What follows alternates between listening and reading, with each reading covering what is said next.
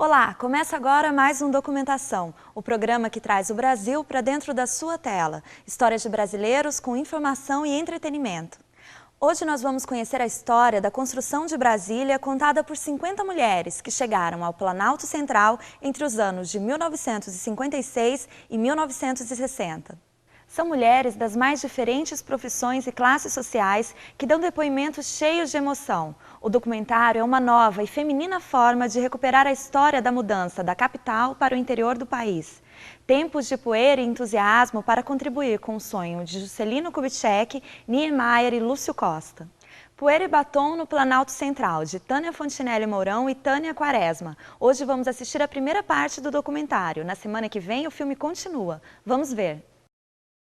Brasília é a mulher que teve coragem de ir para dentro do país e fazer o país florescer. Em meio à terra virgem desbravada, na mais esplendorosa alvorada, sorri como o sorriso de criança, um sonho transformou-se em realidade, surgiu a mais fantástica cidade. Brasília, capital da esperança.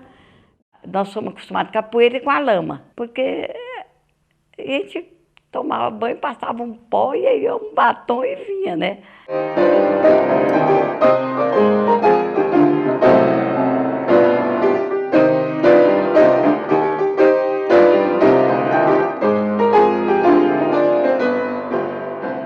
Meu pai, ele veio na Comissão Cruz e falou assim, vamos fazer a capital do Brasil aqui pertinho da gente. A comissão só marcou o lugar, né? E ele falou assim, a capital vai ficar aqui perto da gente, Brasília, vai chamar Brasília, não sei o quê. Antônio, uma tarde, chegou lá em casa e disse, sabe, nós vamos para Minas. Nós vamos procurar um lugar para a futura capital. E a minha família Guimarães, ela era proprietária de muitas terras aqui nessa região. Essas terras foram desapropriadas, não é? A preço muito baixinho para a consolidação, né, do Distrito Federal. Foi na época que veio essa comissão, o Policoelho, para verificar os sítios, o local. E não tinha um hotel, porque Planaltina é uma cidade muito pequena. Então, essa comissão Policoelho foi hospedada pelo Dr. Osana Guimarães na fazenda dele, chamada Larguinha. Essa comissão toda fazia tudo isso aí a cavalo, era uma comissão que ia até quase chegando a Formosa. Marco da futura capital, erigido em 7 de setembro de 1922 no governo do presidente Epitácio Pessoa, no lugar designado pela Comissão Cruz, é visitado pelo general Policoelho e sua comitiva, acompanhado por grande massa de fogo de Planaltina, inclusive um fotógrafo de luxo.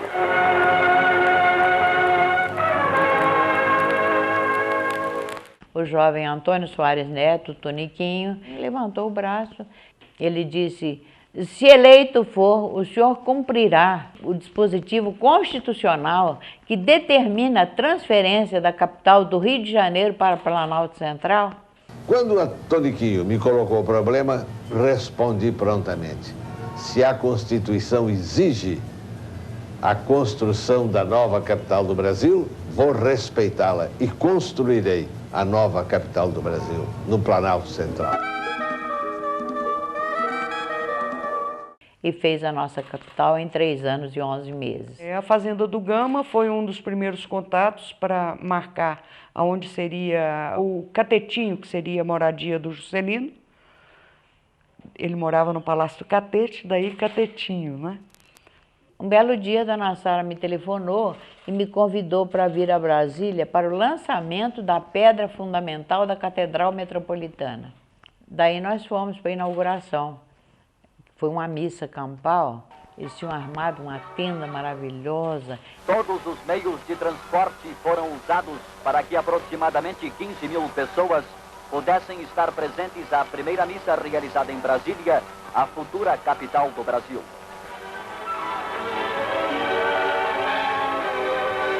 E naquela época se usava muito sapato de camurça. E eu toda besta comprei um sapato de camurça marrom, toda chique, crente que ia aprontar. Quando cheguei aqui, que a gente foi saltar do carro para entrar na missa, o sapato endureceu no pé. porque enfiamos o pé na lama e o sapato ficou duro no pé. Para tirar depois foi uma dificuldade. Eu acho que se não houvesse mulheres em Brasília, Brasília não teria sido construída como foi. Não é que as mulheres fossem para as obras, fossem mexer com betoneira, pegar martelo, bater prego, não é isso. Elas davam a retaguarda, sem a qual os homens não fariam, entende? A participação das mulheres na Constituição de Brasília foi de uma grande importância, porque vieram primeiro os homens. Então, as mulheres que vieram no início eram muito poucas. E tinha outras que estavam na frente, né? Como teve engenheira, teve um monte de mulheres que na época não era uma coisa muito comum. Eu digo sempre, não eram da época, elas eram mais na frente da época, né? A Neiva mesmo, ela veio para Brasília ser motorista de caminhão.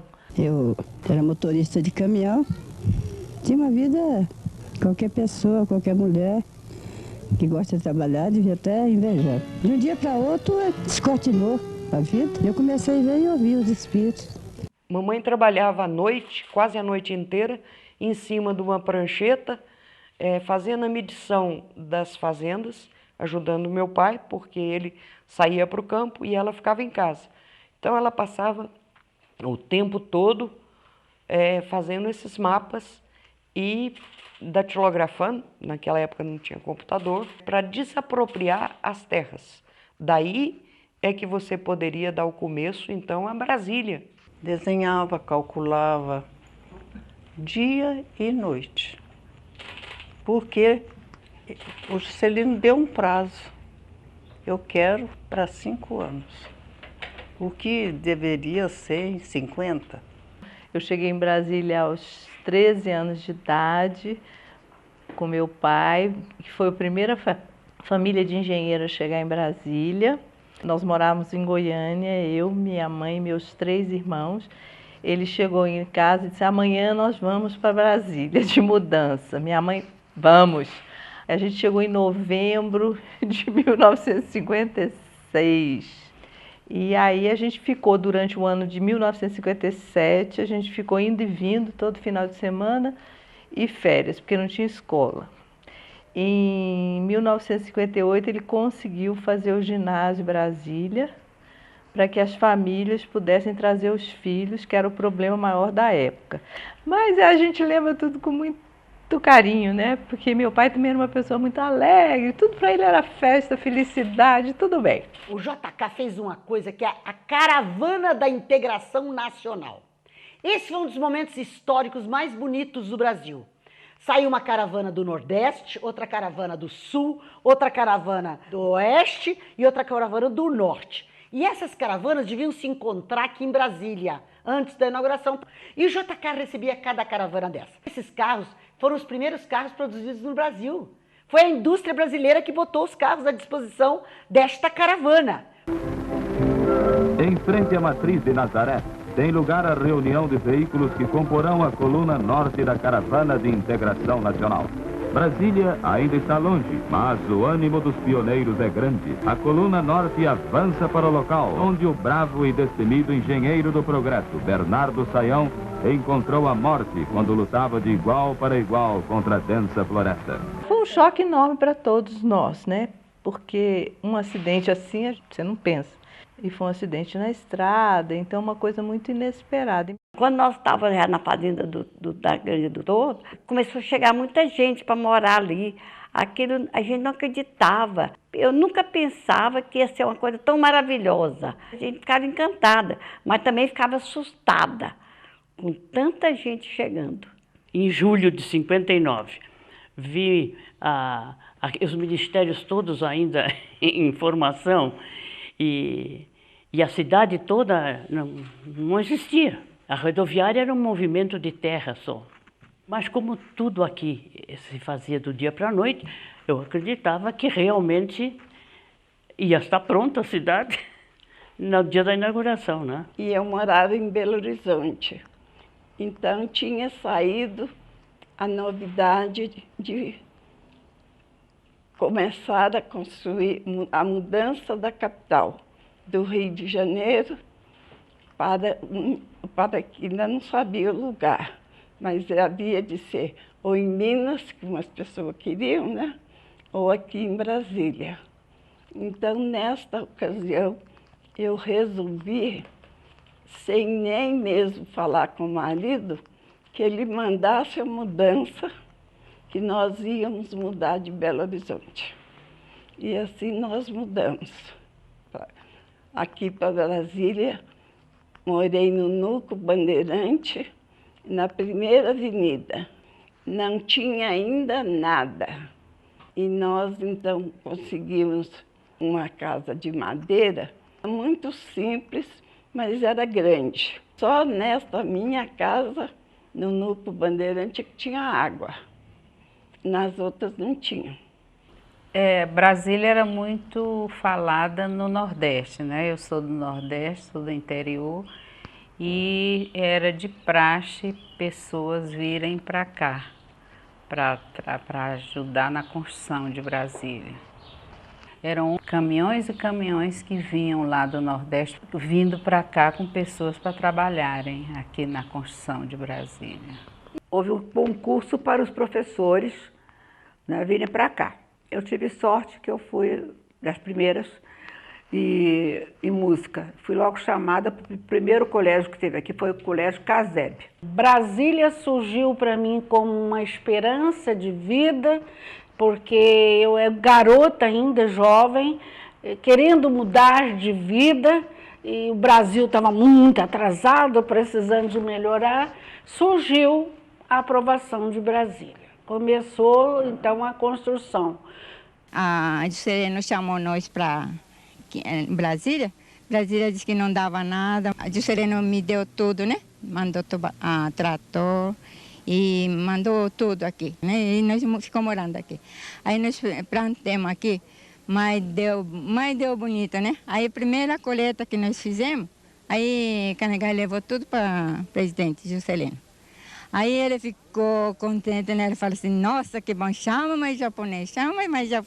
Em 55, em Goiânia, meu pai, ele frequentava uma roda de amigos, inclusive políticos, e nessa época já se ventilava na mudança de capital para Brasília.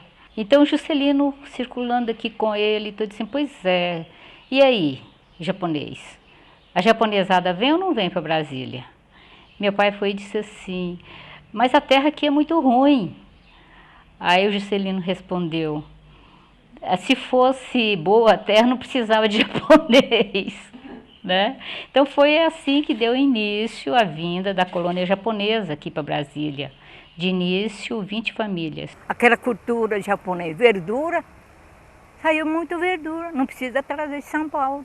Primeira vez que eu ouvi falar em Brasília foi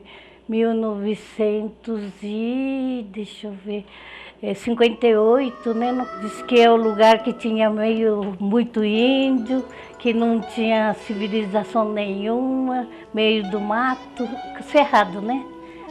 Lugar assim que o pessoal tinha pavor, né? Parece que era do outro mundo, mas nós tivemos coragem de vir para cá porque tinha uma promessa muito grande, né? E meu marido ganhou muito dinheiro, graças a Deus. Foi morando no acampamento. A primeira notícia que tive em Brasília, eu morava em Séries ainda. Eu encantei, eu sou aventureira.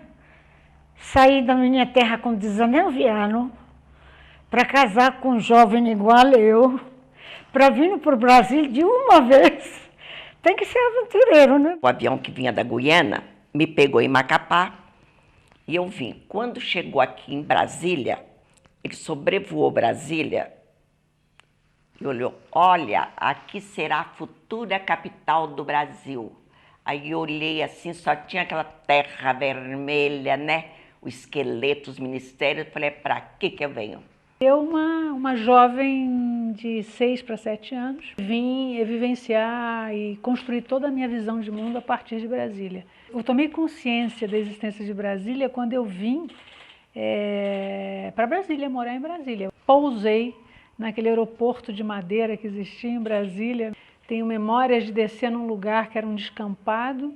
Quando eu cheguei aqui, aí no aeroporto não era esse aeroporto de hoje. A volta era tudo mato, né? Era tudo mato, só tinha ali mesmo a descida, né? E o prédio, né? O prédio que ainda estava em construção ainda. Quando eu peguei o ônibus para ir para casa, né? E tudo mato, estrada de chão, muita poeira, muita poeira. Aí eu perguntei ao taxista, mas isso aqui é Brasília? Falei, credo, ainda falei assim, Cruz, Brasília cheio de poeira desse jeito, tá tudo em construção ainda, né? De repente, me senti chamada para uma vocação diferente, a vocação religiosa. Estava começando a construção, bem no centro do Brasil, da futura capital do país. Eu fui indicada como uma pessoa que satisfazia as necessidades do trabalho da congregação em Brasília. Então, ficou combinado que no dia 15 de setembro, as irmãs poderiam vir que o alojamento já estaria pronto. E eu perguntei, se nós vamos trabalhar com os candangos, por que então não vamos morar na Vila Operária junto com eles? E disseram que a administração do Nova Cap não achou muito bom, porque queria que as irmãs também trabalhassem junto às senhoras que já existiam, dinamizando mais a Associação das Pioneiras Sociais, que tinha sido criado no Rio por Dona Sara e tinha sido recém-criado um núcleo em Brasília com a presidência da Dona Coraci, esposa do Dr. Israel. E que também, morando muito ali, as irmãs iam ser assediadas dia e noite e realmente não iriam aguentar. Mas eu continuei pensando que o ideal teria sido isso, a gente se identificar inteiramente com a população com quem a gente iria trabalhar. Vim de Currais Novos, no Rio Grande do Norte, de Pau de Arara. Tem uma lona, cobre o carro, né? E tem bancos assim, a gente vai sentando juntinho, vai sentando até completar aquele caminhão de gente. O joelho encostando nas costas do outro, o menino vem no colo ali, espremidinho. Eu mesmo vinha grávida, né? O barrigão só vendo. Quando chegava no lugar que a gente descia todo mundo, assim, no mato, perto de um córrego. Quem trazia comida pronta, dava um jeito de esquentar. E subia novamente. Terminamos a viagem com 10 dias. Né? Eu fui a Friburgo e lá eu conheci meu marido que trabalhava no Banco do Brasil. Nós procuramos uma nova moradia. O pai dele, no princípio do ano 57, telefonou para o meu marido e disse, escuta, eu li no jornal que vai abrir agência provisória no Núcleo Bandeirante do Banco do Brasil, onde vai ser construída a nova capital. Uma vida nova que nós queremos começar e uma capital nova ser construída, e se combinava. E cheguei aqui antes da inauguração e olhei assim, tudo muito seco, não tinha folhas verdes. No aeroporto eu escrevi um poema sobre isso. Busco o verde das folhas numa busca sem fim. Mas o que eu busco por certo é o verde dentro de mim. Era um negócio assim estranhíssimo para mim. Cada lado que eu olhava era coisa subindo, construindo, os lacerdinhas voando. Era assim fantástico, era uma aventura. Eu acredito que naquela época, até 1964, Brasília era o paraíso, era a liberdade, era o campo fértil para você realizar qualquer projeto de vida.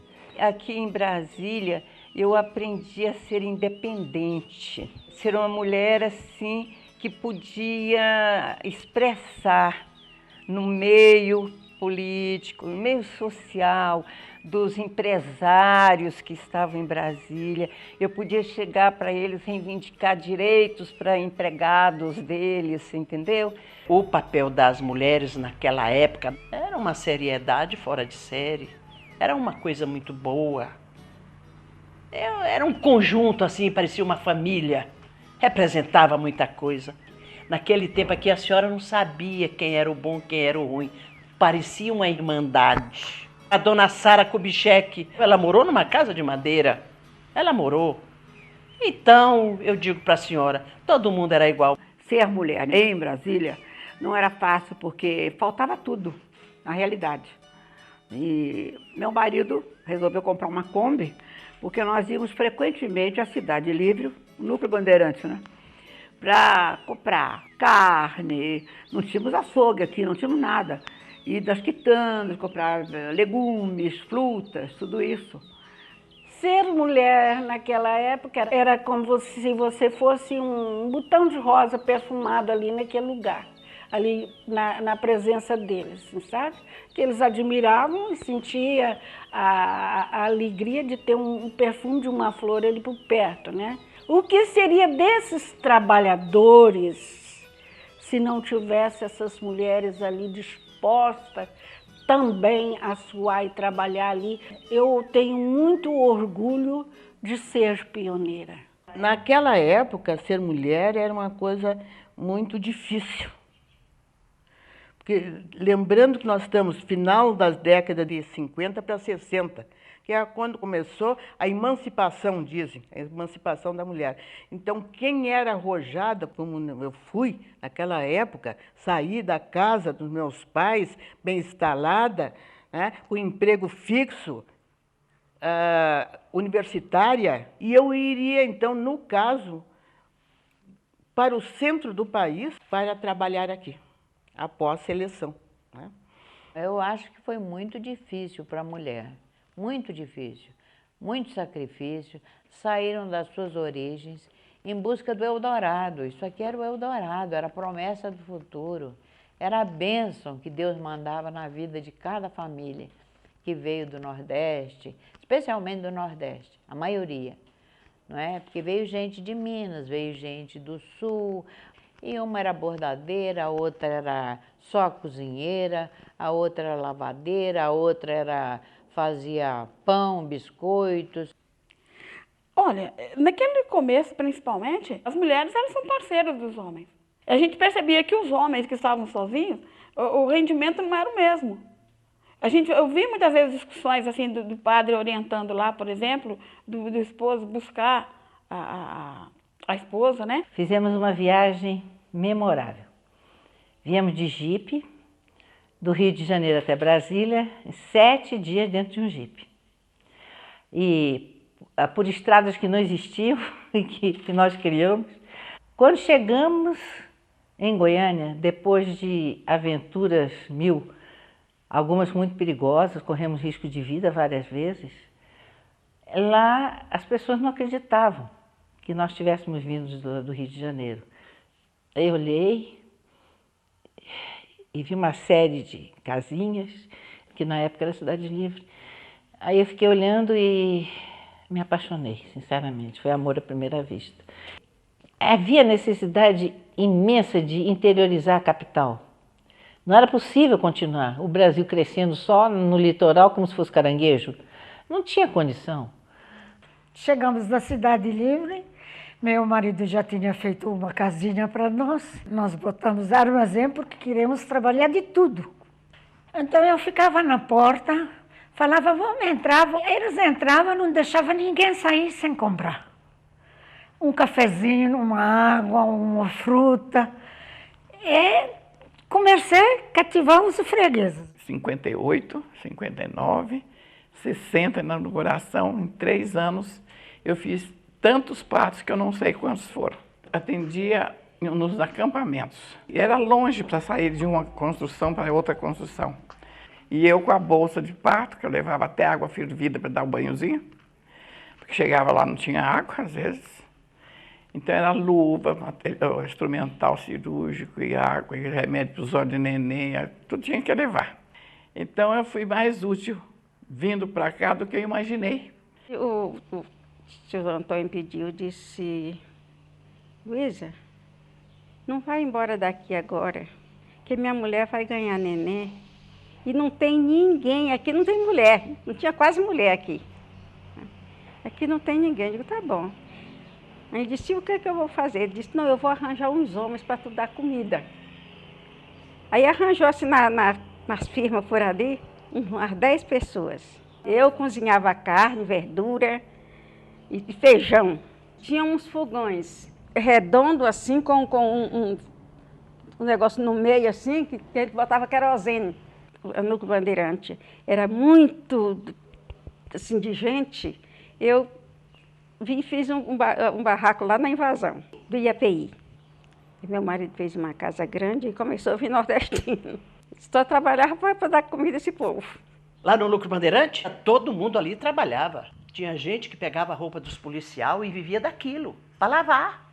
Era 6 contos, eu não me lembro o nome do dinheiro. Eu lavava a roupa lá do meu irmão e do pessoal que era para me ganhar dinheiro, que eu tinha que mandar um dinheiro para o Piauí, poxa, eu tinha que trabalhar, era. Você lavava aquele monte de roupa, a polícia te dava 6 mil réis, era dinheiro demais. Eu mandava não sei quanto para minha terra e eu ainda ficava com dinheiro. E eu só andava bonita.